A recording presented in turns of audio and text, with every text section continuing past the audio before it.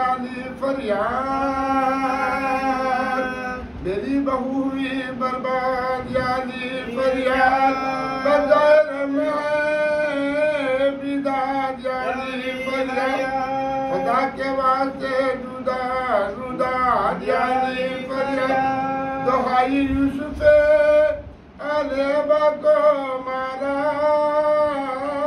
ہے جوان کو مارا ہے ناکات خدا کو مارا جوان کو مارا ہے ناکات خدا کو مارا ہے پکارتے ہیں پتر کو پتر نہیں آتا جگر میں درد ہے وقت جگر نہیں آتا کوئی رفیق شہ بہر بر نہیں آتا تمہارے بھائی کو رستہ تمہارے بھائی کو رستہ نظر نہیں آتا کسر کے غم میں خدا دا میرا ہلاک ہوا بسا بسایا گھر سار برس کا بسا بسایا گھر سار برس کا خاک ہوا لکھا ہے کی جو یوں ہی صدائی حسین امام کے تیرے پہ مردنی چھائی وہ حجی کے ذریعے رسول ترائی روانہ ہو گئی اشکوں کے ساتھ بینائی روانہ ہو گئی اشکوں کے ساتھ بینائی سوار دوسرے پیغمبر کی آس ٹوٹ گئی انان صبر تو تھامے لگام چھوٹ انان صبر تو تھامے لگام چھوٹ قدم قدم پہ کہتے تھے شاہ تشنا بلو ہوا میں سونتے تھے اپنی لاج کی خوشبو زمین پہ بیٹھ کے گاہیں بہاتے تھے آنسو تلاش کرتے تھے ہاتھوں سے لاش کو تلاش کرتے تھے ہاتھوں سے لاش کو جو کوئی پوچھتا تھا کیا حضور ڈھونڈتے ہیں جو کوئی پوچھتا تھا کیا حضور ڈھونڈتے ہیں تو روک کے کہتے تھے آنکھوں کا نور تو روک کے کہتے تھے کہا حسین نے رو کر تمہیں نہیں معلوم ہمارے گھر میں ہے مشہد تمہیں نہیں معلوم بلی شبی ہے پیغمبر تمہیں نہیں معلوم چھٹا حسین سے اکبر تمہیں نہیں معلوم چھٹا حسین سے اکبر تمہیں نہیں معلوم قرآن کو یہ امام امم سے پوچھتے ہو چھری پھرا کے کلہج پہ ہم سے پوچھتے ہو چھری پھرا کے کلہج پہ ہم سے پوچھتے ہو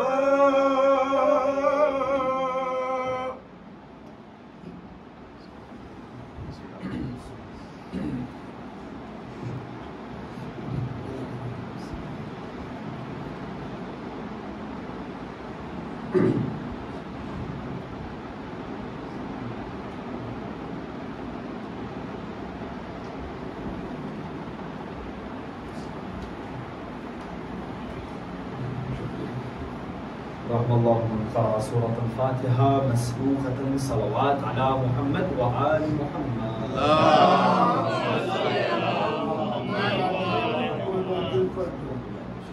بسم الله. بسم الله.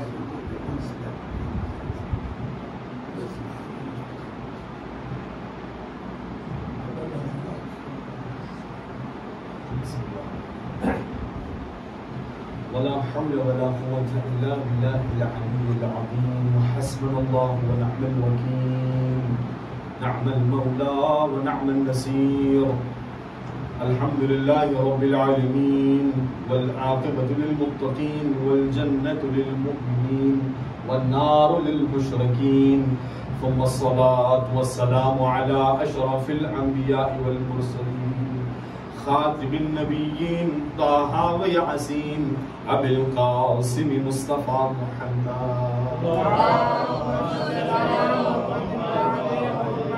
وعلى وعلى أهل بيته الطيبين الطاهرين المعصومين المظلومين ولعنة الله على أعدائهم أجمعين غاصبي حقوقهم ومنكري فضائلهم. رب اشرح لي صدري ويسر لي أمري واحلل عقدة من لساني يفقهوا قولي. أما بعد فقد قال مولانا إمامنا جعفر الصادق عليه أفضل الصلاة والسلام: إنا عمنا العباس نافذ البصيرة وصلب الإيمان. وقال مولانا علي بن الحسين: إنا عمنا العباس منزلة يوم القيامة يخبطه جميع الشهداء.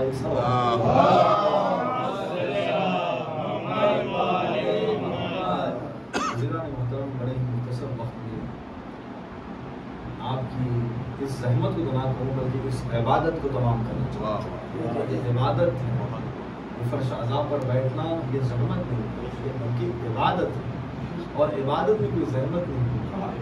جتنی دیر آپ بیٹھے رہیں گے یہاں پر اتنی ہی عبادت میں آپ کا یہ وقت، چاہے زندگی بھر کا کوئی بھی عمل، کوئی بھی ساعت، کوئی بھی وقت شمار ہو نہ ہو ثواب میں. لیکن یہ میرا دعویٰ ہے، روایتیں یہ کہتی ہیں کہ فرش عزا پر ذکر اہل بیت جب تک ہوتا ہے، جب تک ایک عزادار اس فرش پر بیٹھا ہوتا ہے، اس کا اوقات، اس کے منٹس، اس کے ساعت عبادت میں شمار کی جاتی ہے. اب عزیزان گرامی، اب ذکر جب شخصیتوں کا ہو، اہل بیت جیسی شخصیتوں کا ہو، باکمال شخصیتوں کا ہو، بافضیلت شخصیتوں کا ہو، تو پھر اس فضیلت اور اس ذکر کا کیا ہے؟ جس ذکر کو اور جس فضیلت کو سننے کے لیے معصوم فرشتے بھی اس فرش پہ آ جائیں، جس فضیلت کو اور جس کمالات کو سننے کے لیے اہل بیت بھی اس مقام پر تشریف لائے، تو اس ذکر کا کیا کہنا اور اس ذکر کے سننے والوں کا کیا کہنا. اور عزیزان گرامی، اس فرش عزا کی برکت ہے، واقعی سے غور فرمائیں. اپنے نوجوانوں کے لیے، بزرگوں کے لیے معافی کے ساتھ عرض کروں کہ اس ذکر کی فضیلت یہ ہے اور اس ذکر کی برکت یہ ہے کہ بہت ساری روایتیں، بہت ساری آیتیں اور بہت ساری احادیثیں ان بچوں کو، نوجوانوں کو، بزرگوں کو یاد ہو جاتی ہیں. اور انہی روایتوں اور احادیث و آیتوں میں سے ایک دو روایت میں آپ کے سامنے ابھی جو میں نے تلاوت فرمائی، شرف حاصل کیا ہے، ان روایتوں کے ذیل میں دو چار باتیں جو فضیلت کے ایک دو گوشے اور آپ کی عبادت کو تمام کریں.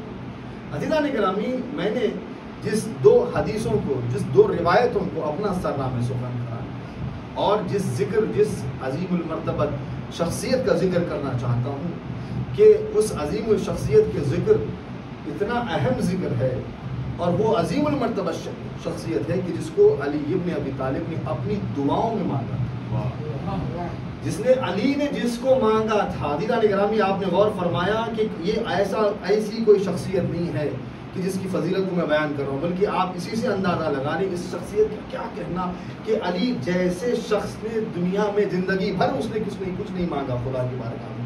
اگر مانگا ہے تو ایک ایسا بیٹا مانگا جو حسین ابن علی کی مدد و نصرت کرے. اب اس عظیم المرتبہ شخصیت کے بارے میں، اس عظیم المرتبہ بیٹے کی شخصیت کے بارے میں معصومین نے جو ارشاد فرمایا وہ غور طلب مسئلہ، وہ غور فرمانے والا مسئلہ ہے. عزیزان گرامی، حضرت ابوالفضل عباس کیا عظیم المرتبہ، قمری بنی ہاشم، قمری بنی ہاشم، بنی ہاشم کا چاند، سرکار باب الحوائج، سرکار باب الحوائج، حاجتوں کا دروازہ جسے کہا گیا. عزیزان گرامی، اس شخصیت کے بارے میں چوتھے امام زین العابدین علیہ السلام ارشاد فرماتے الا حمد العباس، بے شک ہمارے چچا حضرت ابوالفضل عباس کو کہ ایمان کا یہ عالم ہے، نافذ البصیرہ، ایمان کا یہ عالم ہے. کہا صلب الایمان، ایمان کا یہ عالم ہے کہ حضرت ابوالفضل عباس کے ایمان پہاڑ کے مثل ہے، پہاڑ کے برابر ہے، پہاڑ جیسا ہے. معصوم نے جو ارشاد فرمایا ہے کہ حضرت ابوالفضل عباس کا جو ایمان ہے وہ پہاڑ کے مانند ہے، پہاڑ کے مانند ہے. عزیزان گرامی، آپ ذرا غور فرمائیں، پہاڑ کے بارے میں کیا ملتا ہے؟ سائنس کیا کہتی ہے پہاڑ کے بارے میں؟ کہ پہاڑ وہ ہے کہ جو جتنا بلند ہوتا ہے نا زمین پر، اتنا ہی زمین میں دھسا بھی ہوتا ہے. پہاڑ جتنا بلند ہوتا ہے، جتنا اونچائی پر پہاڑ ہوتا ہے، اتنا ہی زمین میں دھسا ہوتا ہے، اتنا ہی اس کی ہائٹ، اس کا سائز جو جتنا لمبا ہوتا ہے اتنا ہی زمین میں دھسا ہوتا ہے. پہاڑ کا یہ عالم ہوتا ہے. اور عزیزان گرامی اس پہاڑ کے بارے میں وسیرت الجبال اوتادا، خداوند عالم نے جب پہاڑ کو خلق کیا تو پہاڑ کے بارے میں یہ ارشاد فرمایا کہ ہم نے پہاڑ کو زمین کے لیے کیل قرار دیا. کیلا کہا کیوں قرار دیا؟ اس لیے زمین کے لیے کیلا قرار دیا کیونکہ جب زمین پر زلزلہ آئے تو یہ پہاڑ اس زمین کو زلزلوں سے بچاتا ہے. آپ نے غور فرمایا پہاڑ کا کیا مطلب؟ سب سے پہلے آپ کو یہ دیکھیے، یہ معصومین کے احوال کو سمجھنا بہت بڑی بات ہے. معصومین کو سمجھنا تو اس سے بڑی بات ہے، لیکن اہل بیت علیہ السلام نے اگر کسی کی فضیلت کے بارے میں اگر کچھ چیزیں فرمائی ہیں اس کو سمجھنے سے بھی ہماری عقلیں قاصر ہیں. کیوں؟ کیونکہ ہمارا علم ناقص ہے، ہماری فکر ناقص ہے، کما حق کو ہم نے علم حاصل نہیں کیا. لیکن عزیزان گرامی امام نے کیا فرمایا؟ حضرت ابوالفضل عباس کا ایمان، اور ایمان کا مقام یہ کہ پہاڑ جیسا ایمان ہے حضرت ابوالفضل عباس کا، پہاڑ جیسا مضبوط اور محکم ایمان ہے حضرت ابوالفضل عباس کا. کہا پہاڑ کی خاصیت کیا ہے؟ جتنا اونچا ہوتا ہے اتنا گہرا ہی ہوتا ہے. اور پہاڑ کیا کرتا ہے؟ زمین پہ جب زلزلہ آتا ہے تو پہاڑ زمین کو بکھرنے سے، پہاڑ زمین کو زلزلے سے بچاتا ہے. وسیرت الجبال اوتادا، ہم نے پہاڑ کو اس لیے بنایا ہے تاکہ وہ زمین کو زلزلوں سے بچائے. اب عزیزان گرامی امام نے کیا فرمایا کہ حضرت ابوالفضل عباس کا ایمان پہاڑ کے مانند ہے، حضرت ابوالفضل عباس کا ایمان پہاڑ جیسا ہے. تو معلوم یہ ہوا کہ اگر ہمارے ایمان میں اگر زلزلہ آئے تو حضرت ابوالفضل عباس اس ایمان کو بچائے.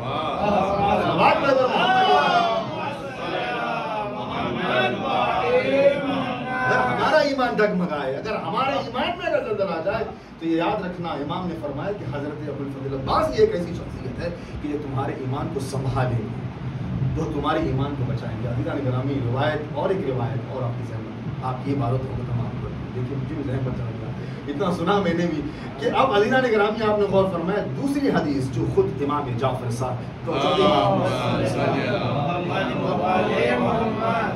چوتھے امام نے ارشاد فرمایا. دیکھیے ہمارے چچا جو ہے انا ابو العباس منزلت خداوند عالم قیامت کے روز حضرت ابوالفضل عباس کو وہ منزلت و مقام عطا کرے. منزلت یوم القیامہ یخبطہ جمیع الشہداء، تمام کے تمام شہداء حضرت ابوالفضل عباس کی منزلت اور مقام و رتبے کو دیکھ کر رشک کریں گے.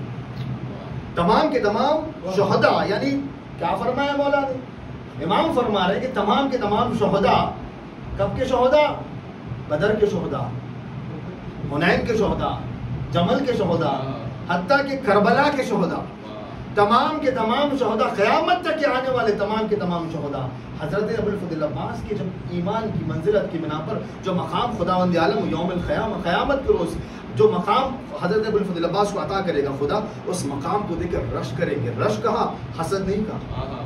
عزیزان گرامی حسد اور رشک میں بڑا فرق ہے.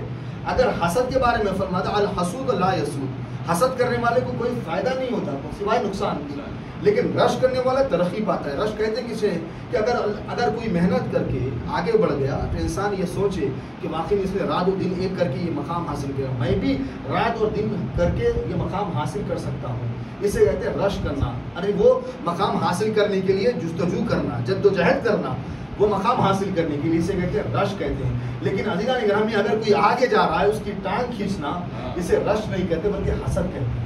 تو تمام کے تمام شہداء کیا کریں گے؟ تک تمام کے تمام شہداء حضرت ابوالفضل عباس کی منزلت کو دیکھ کر، مقام کو دیکھ کر، رتبے کو دیکھ کر کیا کریں گے؟ قیامت کے روز رشک کریں گے، رشک کریں گے. واہ کیا منزلت ہے حضرت، اے کاش کہ ہمیں بھی وہ منزلت حاصل. عزیزان گرامی شہداء کی منزلت کو سمجھے. شہداء کہتے کسے ہیں؟ اللہ اکبر، لبر فوق بر، ہر نیکی کے اوپر ایک نیکی ہے، ہر نیکی کے اوپر ایک نیکی ہے. لیکن مقام شہید، مقام شہداء، اللہ اکبر، بات بھی غور فرمائیے گا، ہر نیکی کے اوپر ایک نیکی ہے.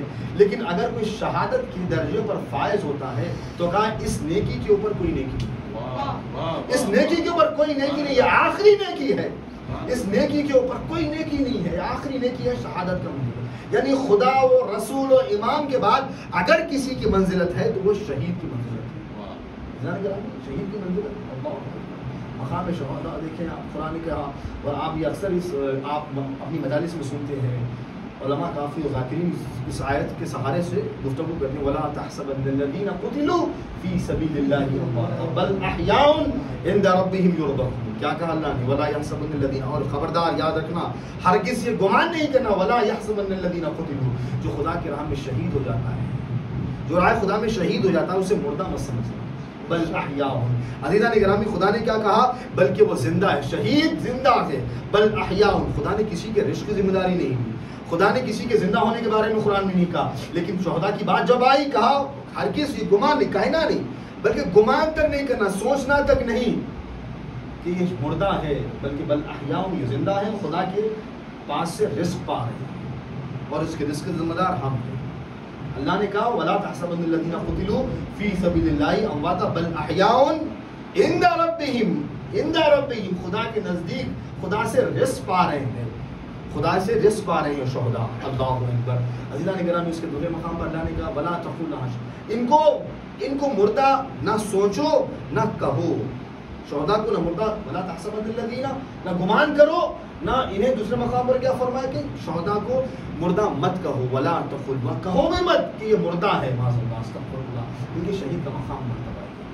اب عزیزان گرامی یہ شہید کے بارے میں یہ ملتا ہے. اور اب یاد رکھیں انسان عبادتیں کرتا ہے، خداوند عالم کو اگر کوئی نماز پڑھ رہا ہے، نماز کے لیے ہے شرط کہ نمازی کا لباس پاک ہونا چاہیے. جس خدا کو نمازی کا لباس پاک ہونا چاہیے. بہت میں چاہتا ہوں فقہی مسئلہ یہ ہے کہ نمازی جو نماز پڑھ رہا ہے اس کے لیے اس کا لباس پاک ہونا چاہیے. خداوند عالم کو ایک درہم بغلی سے زیادہ خون لباس میں پسند نہیں ہے. اگر کوئی ایک درہم بغلی سے زیادہ خون اگر کسی کے لباس میں کپڑے میں ہے تو اس کی نماز صحیح نہیں ہے، اس کی نماز صحیح نہیں ہے. لیکن عزیزان گرامی واہ شہداء کا مقام، کیا مقام ہے شہداء کا. خدا نے کیا فرمایا کہ اگر کوئی شہید مرتا ہے انہیں کو اسی خون آلود کپڑوں میں بغیر غسل و کفن کے بغیر نماز کے انہیں کو اسی میں دفن کر دیا جائے. خداوند عالم شہداء کو خون میں لطف خود دیکھنا چاہتا ہے. ان کو پاک کرنے کی ضرورت نہیں ہے، انہیں غسل و کفن دینے کی ضرورت نہیں ہے. کیا کہا شہداء کو ویسے ہی دفن کر دو، اسی خون میں اسی لباس میں دفن کر دیا جائے، کیونکہ خدا ان کو اسی میں دیکھنا چاہتا ہے. خدا کو پسند ہے کہ جو خدا کے راہ میں شہید ہو. تو مقام شہداء ہے گرامی. اور یہ یاد رکھیں کہ شہداء کا مقام منزلت کے بارے میں ہم تو جانتے ہیں، قرآن بھی کہتا ہے، لیکن اہل بیت علیہ السلام نے جو مقام شہداء بتائی واقعی سوچنے والا مقام ہے کہ شہزادی دو عالم حضرت فاطمہ الزہرا بی بی دو عالم نے جب اپنے بابا سے کہا کہ بابا میں کام کی وجہ سے تھکاوٹ محسوس کرتی ہوں، کام کی وجہ سے تھکاوٹ محسوس کرتی ہوں، تو پیغمبر اکرم نے کیا کہا؟ پیغمبر نے کہا کہ شہزادی کو تسبیح جو ہم ہر نماز کے بعد پڑھتے ہیں، تسبیح فاطمہ الزہرا، تسبیح تعلیم فرمائی تھی. کہا اب جب تسبیح تعلیم فرمائی تھی تو اب سوال یہ ہے کہ اس تسبیح کو شہزادی نے بنایا کیسے؟ سب سے پہلی تسبیح بن رہی ہے عزیزان گرامی، تاریخ اسلام کی سب سے پہلی تسبیح بن رہی ہے. اور تسبیح بنانے والا کون ہے؟ جناب شہزادی دو عالم. عزیزو شہزادی دو عالم نے تسبیح کو جو بنایا ہے، آپ ذرا غور فرمائیں، تسبیح جب بنی ہے، یہ تسبیح جو آپ پڑھتے ہیں اللہ اکبر الحمدللہ سبحان اللہ جو پڑھتے ہیں آپ تسبیح فاطمہ الزہرا، یہ تسبیح جناب شہزادی کی ایجاد کرتا ہے. شہزادی کو پیغمبر نے تعلیم فرمائی تھی. جب تسبیح جناب زہرا نے بنائی تو عزیزان گرامی شہزادی نے بنائی کس سے تسبیح تھی؟ چاہتی تو اپنے قدموں کی خاک سے تسبیح بنا لیتی، چاہتی تو علی کے قدموں کے سے جو ہے نا خاک لیتی اور تسبیح بنا لیتی. اگر چاہتی تو حسنین کے قدموں سے خاک لیتی اور تسبیح کو بنا لیتی. کیا کہنے اس تسبیح کے. لیکن عزیزان گرامی شہزادی نے کسی کے قدموں سے یا کسی کی مٹی نہیں لی تسبیح بنانے کے لیے. روایت یہ کہتی ہے کہ جب شہزادی نے تسبیح لی تو عہد بھیج کر جناب حمزہ کی قبر سے مٹی منگوائی تھی. جناب حمزہ، کیونکہ امام حسین سرکار سید الشہداء سے پہلے سید الشہداء جناب حمزہ رہا کرتے تھے. امام حسین بعد میں سرکار جب امام حسین شہید ہوئے تو یہ لقب امام حسین کو ملا سرکار سید الشہداء. لیکن امام حسین سے پہلے سرکار سید الشہداء جناب حمزہ کو کہا جاتا تھا. تو جناب شہزادی نے جناب حمزہ کی قبر سے مٹی منگوائی اور مٹی منگوا کر اس سے تسبیح بنائی اور یہ بتا دیا کہ دیکھو یاد رکھنا کہ ہمارے نزدیک مقام شہداء کیا ہے، مقام شہید کیا ہے. کہ شہزادی نے اس مٹی سے منگوا کر تسبیح بنائی ہے. اللہ اکبر. عزیزان گرامی اس بیوی نے ہم کو بتایا اور مولا کائنات علی ابن ابی طالب علیہ السلام اس عظیم المرتبہ. آپ یاد رکھیے کہ شہداء جس کے لیے کہہ رہے ہیں کہ ہم جس کے مقام و منزلت کو دیکھ کر رشک کریں گے, جس شہداء کا اتنا بڑا مقام ہے, اتنا بلند مقام ہے, اتنا بلند مقام ہے کہ اللہ ان کو وہ مقام حاصل کرے گا کہ جس کا انسان تصور نہیں کرتا. وہ شہداء حضرت ابوالفضل عباس کی مقام و منزلت کو دیکھ کر رشک کریں گے, یہ تمنا کریں گے کہ خدا ہم کو بھی حضرت ابوالفضل عباس جیسا مقام و رتبہ حاصل کرے, خدا ہم کو بھی امام حسین سرکار سید الشہداء حضرت جناب حضرت ابوالفضل عباس کے بارے میں لوگ یہ رشک کریں گے شہداء کہ اے کاش ہمیں بھی وہ مقام و منزلت حاصل ہوتا, جبکہ اتنا بڑا مقام ہے شہید کا. عزیزان گرامی وہ عظیم المرتبہ شخصیت حضرت ابوالفضل عباس جو تاریخ میں کسی بھی تذکرے کا اور کسی بھی معرفی کے محتاج نہیں. حضرت ابوالفضل عباس عزیزو, حضرت ابوالفضل عباس کو ائمہ علیہ السلام نے, خود پیغمبر نے, سرکار امام حسین نے اور خاص طور پر جتنے بھی ائمہ علیہ السلام جو مقام و منزلت اور ان کے فضائل کے سلسلے میں جو احادیث بیان کی ہے, جو القاب حضرت ابوالفضل عباس کو دیے, ان القابوں میں سے ہاں عزیزو ان القابوں میں سے ایک القاب یہ بھی تھا کہ سرکار باب الحوائج کو کیا جناب باب الحوائج کہا جاتا ہے. باب الحوائج یعنی حاجتوں کا دروازہ. اللہ اکبر.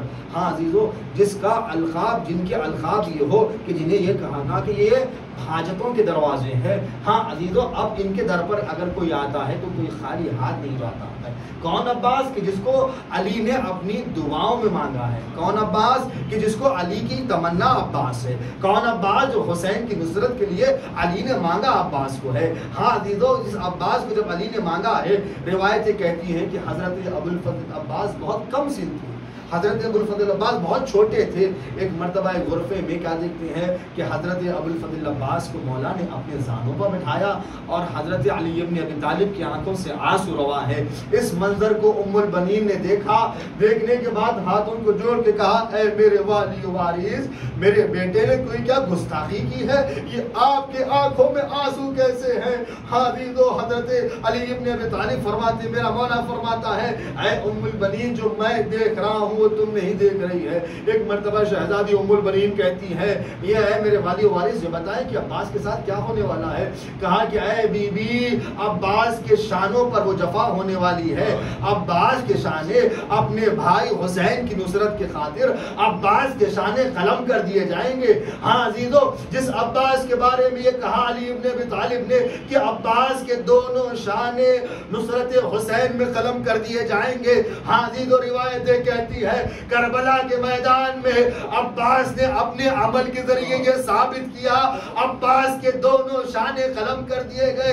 لیکن اطاعت امام میں عباس کبھی پیچھے نہیں ہٹے. عزیزو, حضرت ابوالفضل عباس کا ایمان کا یہ عالم کہ کربلا پوری حضرت ابوالفضل عباس کی ایک تلوار پٹی کی ہوئی تھی. میں یہ کہتا ہوں اپنے جوانوں کو کہ دیکھیے, شیعت جوش و جذبے کا نام نہیں ہے, شیعت جوش و جذبے کا نام نہیں ہے, بلکہ شیعت اطاعت امر مولا کا نام ہے. اطاعت کا نام ہے شیعت. حضرت ابوالفضل عباس کی ایک تلوار کافی تھی کربلا کو فتح کرنے کے لیے, لیکن عباس نے اطاعت امام میں ایک قدم بھی حضرت ابوالفضل عباس پیچھے نہیں ہٹے.